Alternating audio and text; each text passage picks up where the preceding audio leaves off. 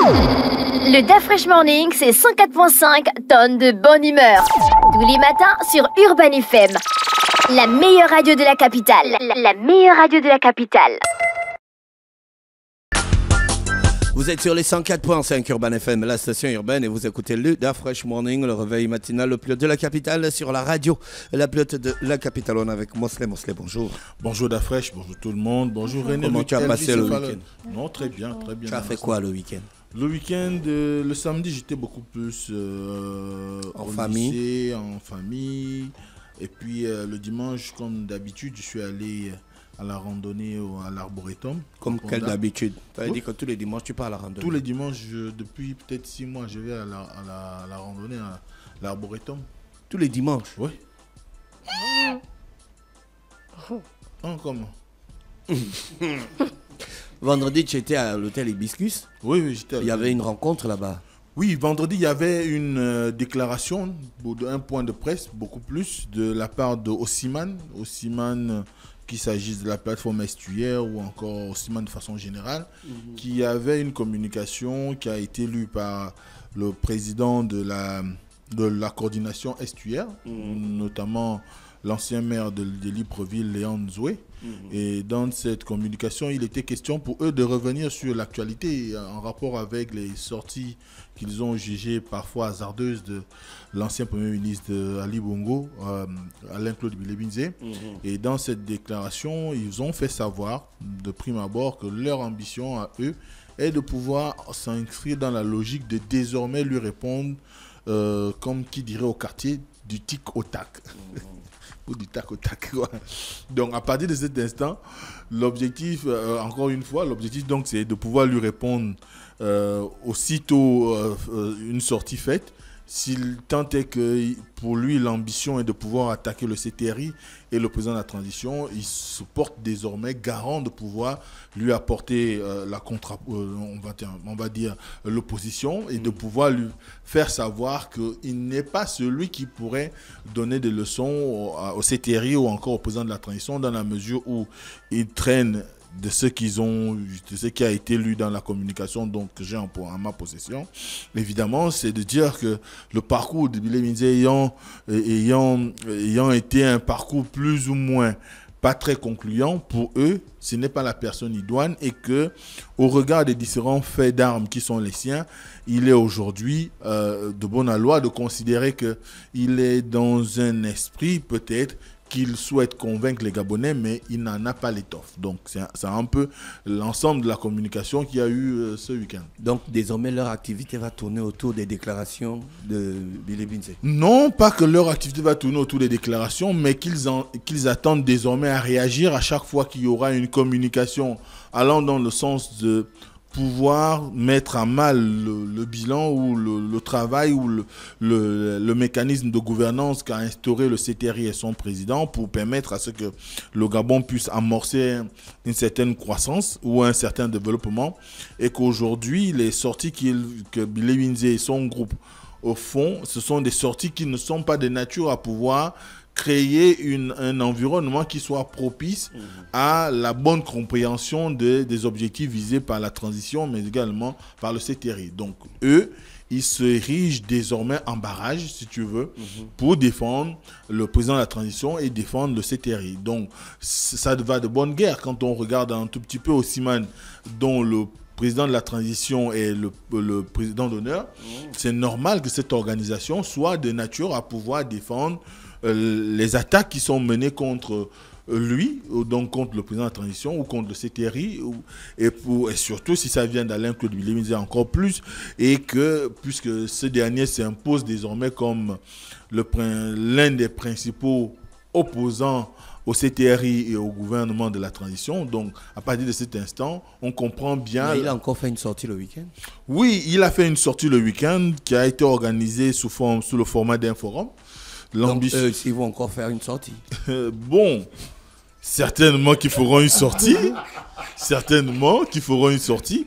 Mais il faut bien qu'ils suivent l'ensemble de l'actualité qui est contenue dans les déclarations qui ont été faites par Alain-Claude Bilebinze, qui a quand même pris lors de cette cette rencontre avec les populations de ce qui a été rapporté, puisque nous n'avons pas été invités ou nous n'étions pas.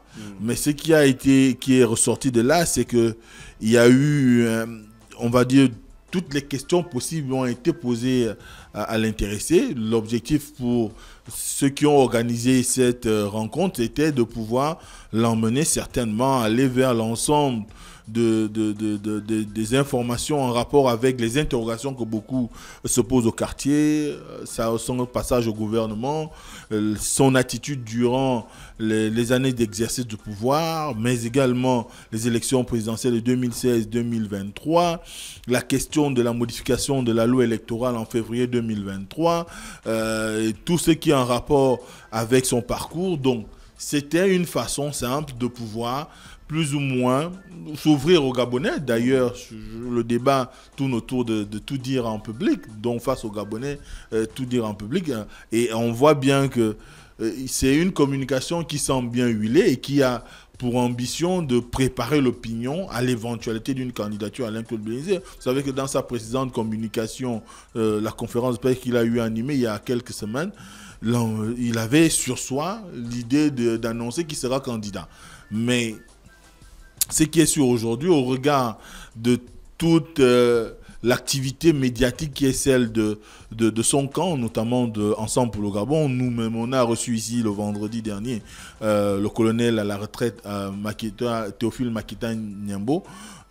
J'ai pu parcourir une interview donnée par un membre de sa plateforme au journal Gabon Review, notamment le pasteur Désem Mounanga, qui est également acteur politique. Dans l'ensemble de ces communications, on voit bien que l'ambition aujourd'hui, c'est de pouvoir aller vers la préparation d'un terrain qui pourrait être fertile, donc créer un terreau fertile à l'ambition qui est celle d'Alain-Claude Bélizier de pouvoir peut-être se présenter comme candidat à l'élection présidentielle. Je reste dans le conditionnel parce qu'il n'a pas encore confirmé et qu'il n'a pas dit qu'il était candidat. Mais jusqu'à aujourd'hui, personne n'a confirmé. Voilà, mais tout porte à croire. Tout porte à croire. On voit bien qu'il y a toute cette actualité autour de sa personne fait que on peut lire les ambitions qui peuvent être les siennes et de pouvoir se dire qu'il y a peut-être bientôt on aura cette fameuse fumée qu'on attend souvent de la chapelle Sixtine. Elle pourra peut-être sortir bientôt pour pouvoir permettre à ce que les Gabonais soient bien situés sur Alain-Claude Bélizier candidat ou pas. Bon, moi, mais il va se prononcer, il a dit le 12 mars, non? Oui, on attend le 12 mars. C'est pourquoi je dis qu'on aura certainement ce qui la fumée de la chapelle Sixtine. Là, il a fait la sortie, ça me dit Osimhen va faire une autre sortie. Ben, si Osimhen... on dit que c'est du tic au tac. Ouais, si on tient compte du format qui était quand même assez, on va dire, musclé, hein, parce qu'ils ne sont pas allés de même ordre. Oui, les déclarations de l'ancien maire de Libreville, Léon Nzoué, n'étaient pas des déclarations on va dire, de ceux qui viennent amuser la galerie. Blagueurs. Voilà, comme qui dirait des blagueurs, mais c'était des mots qui allaient dans le sens de pouvoir, certainement en tenant compte de la considération que les Gabonais ont d'Alain-Claude Bélizier, le ramener à sa plus simple expression, comme on le dit souvent, parce que quand vous rappelez le parcours académique de quelqu'un, c'est pour prouver qu'il n'a peut-être aucun bagage, puisqu'il y a eu un parcours non concluant de ce qui est sorti de cette déclaration, non concluant à l'université.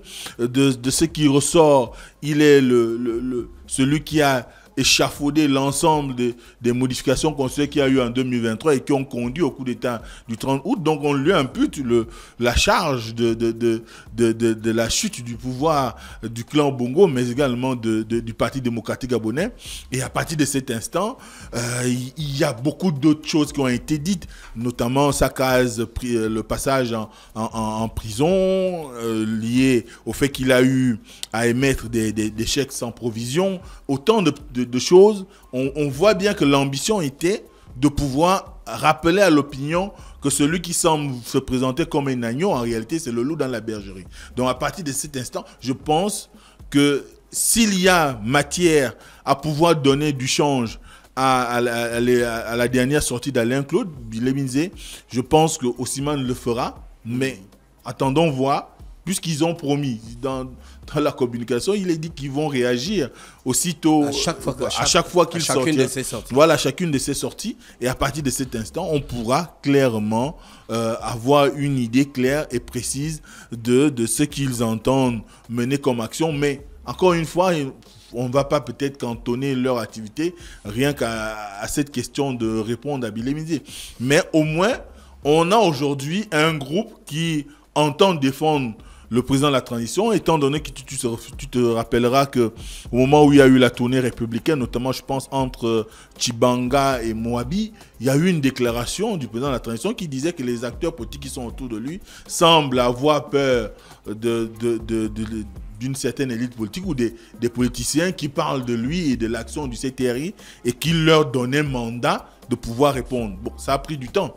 Et là, on voit que il y a des gens comme Léon Nzoué et son groupe qui ont pris l'engagement de pouvoir le faire. Maintenant, est-ce que ce sont des personnes idoines? J'en sais rien. Ça dépend des choix stratégiques de Simane. Est-ce que Alain Claude Bilemizé se laissera faire par rapport aux intervenants qu'il y aura de l'autre côté pour lui répondre? J'en sais rien. Mais ce qui est sûr aujourd'hui, c'est qu'on va véritablement vers une situation où on aura à chaque fois des joutes oratoires de part et d'autre. Ça crée des clivages, hein? Nécessairement, ça va créer des frictions. Ça ne peut pas manquer. Parce que lorsque vous avez des personnalités fortes aujourd'hui au niveau de la scène politique nationale, le président de la transition d'un côté, Alain Claude Bilemizé, et tous ceux qui se retrouvent d'un camp ou d'un autre, eh bien, évidemment, on va arriver à nécessairement une situation de clivage qui pourra être peut-être plus difficile que ce qu'on a connu en 2016 entre Jean Ping et Ali Bongo. Et là, il faudrait qu'on soit beaucoup plus dans un environnement où on aura peut-être aussi des voix qui s'élèveront pour appeler à l'apaisement, rappeler que évidemment, la politique, ce n'est pas une question de combat interpersonnel, mais qu'il s'agit d'abord d'une question de philosophie, d'idées, de l'avenir d'une nation. De la vision qu'on a de l'avenir d'une nation. Et à partir de cet instant, il faut qu'on soit beaucoup plus axé sur les points marquants des politiques des uns et des autres ou des ambitions des uns et des autres. On a besoin de l'électricité, comme tu viens de le rappeler. Moi, je m'étonne même que les gens soient allés au travail aujourd'hui, quand on sait que hier seulement, le courant est revenu chez moi à pratiquement à 5 heures du matin. Ça veut dire qu'on a un gros problème avec cette question. On a des problèmes d'eau, d'adduction d'eau. On a des problèmes de logistique pour se mouvoir à travers l'ensemble du territoire. Le système éducatif peine encore à pouvoir convaincre de sa capacité à être en adéquation avec la philosophie de l'emploi ou de l'économie nationale. Donc l'adéquation formation-emploi.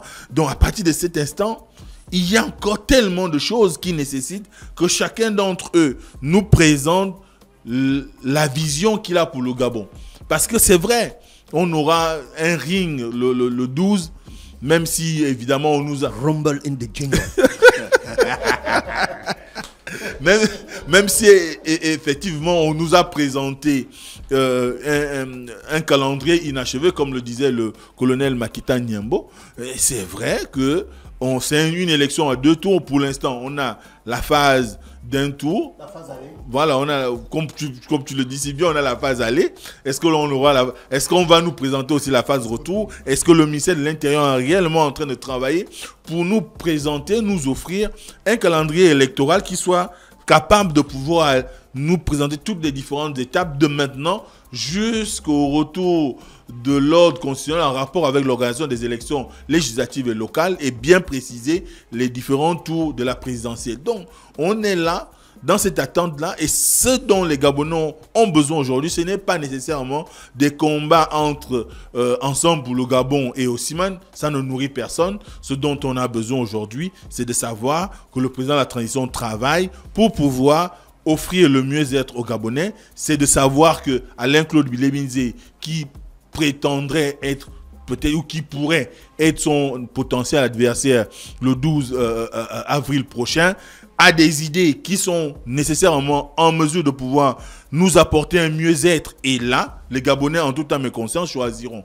Feront un choix de qualité, un choix responsable, un choix même de dignité. Et cela va permettre à ce que celui qui sera élu soit dans une posture où il pourra se targuer d'avoir été élu par les Gabonais en connaissance de cause. Donc à partir de cet instant, voyons comment la scène politique va se comporter. Voyons comment les choses vont aller crescendo, puisque techniquement, on est en train d'approcher, on est quoi, à un mois. Il ne reste que pour moi, février est fini. On est au mois de mars. Le 12 avril, c'est demain, comme disent les jeunes. Et à partir de cet instant, je sens qu'il y a une pression qui va monter. Et si la pression monte, il faut également qu'il y ait dans les deux camps des gens qui soient en mesure de pouvoir apporter un peu d'eau dans le vin pour éviter les frictions qu'il y a eu en 2009, en 2016 et pourquoi pas quelque peu en 2023, même si ce n'était pas comme en 2016, mais en 2023, on sentait clairement de l'électricité dans l'air, mais les gens étaient cantonnés parce qu'on attendait, on attend toujours la proclamation des résultats, mais il y a eu anticipation des chasseurs de gibier qui ont pu tuer le gibier avant qu'il ne soit plus ou moins présenté en dîner. Donc à partir de cet instant, on voit bien qu'aujourd'hui... Tu as un lexique animalier. C'est pas moi, j'essaye de comprendre. Donc, on va essayer d'observer, voir où nous allons entre Osiman et Ensemble pour le Gabon, voir si Alain-Claude Biléminzé peut aller au-delà des espoirs que beaucoup placent en lui, parce qu'il faut savoir qu'il y a quand même un auditoire aujourd'hui qui semble conquis par rapport à sa rhétorique.